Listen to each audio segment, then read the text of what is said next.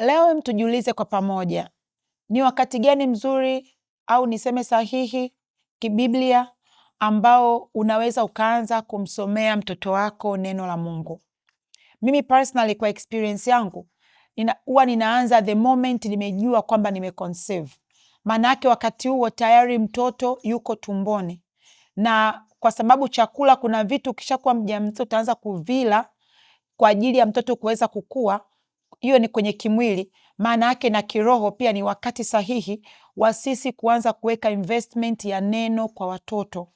Kwa hiyo mimi huwa ninaanza kumsomea hata kama ni mstari mmoja kila siku, kidogo kidogo kwa pesi yangu. Kama ninakuwa ninasoma neno, nasoma naye.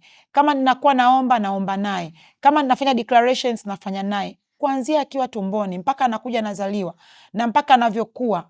Unajua kwenye neno la Mungu linasema kwenye 2 Timothy 3 mstari wa 15 inasema, na ya kuwa tangu utoto umeyajua maandiko matakatifu ambayo yaweza kukuhekimisha hata upate wokovu kwa imani iliyo katika Kristo Yesu.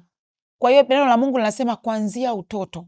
Mungu anategemea hata kwenye levo hiyo hiyo ya utoto, kwenye uchanga huo huo, bado ufanye kitu, bado uweke hiyo investment ya kutosha ya neno mtoto kuanzia akiwa tumboni. Na ukisoma kwenye Luka 1, nadhani ni mstari wa 41, neno la Mungu linasema baada ya mamake Yesu Mariam kwenda kukutana na Elizabeth, the Bible says aliposikia tu ile sauti, kile kichanga kikaruka tumboni. Kwa hiyo maana yake mtoto kuanzia akiwa tumboni anasikia. Ni vile tu kwamba wazazi tuna ile notion ya kwamba labda afike umri fulani au afike age fulani, lakini mtoto kuanzia akiwa tumboni anajua sauti, kile unachokifanya anakielewa. So ni wajibu wetu sisi kama wazazi kuanza kuweka hilo neno, kuanza kupanda hilo neno.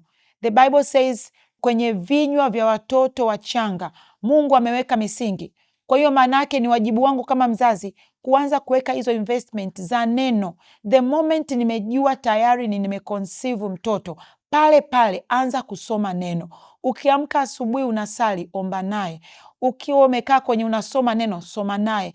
Ukiwa unafanya your own personal devotion declarations, fanya naye kidogo kidogo. Kuna mbegu utakuwa unaiachilia, by the time amezaliwa anakuwa mpaka anafika hata age ya kuweza kusoma mwenye neno la Mungu, tayari kuna msingi kwenye ulimwengu wa roho unakuwa tayari umewekwa. Na huu ni wajibu wako wewe, sio wajibu wa walimu wa Sunday school au pastor au mtu yoyote. As far as Mungu amemweka huyo mtoto tumboni kwako, amekuamini ya kwamba kama ninavyokuwa ninamlisha akiwa tumboni na kunywa prenatals na a lot of other food, mtoto aweze kukua vizuri kuanzia akiwa tumboni, maana yake pia na investment ya kiroho lazima pia ianzie mtoto akiwa tumboni. Mungu akubariki sana.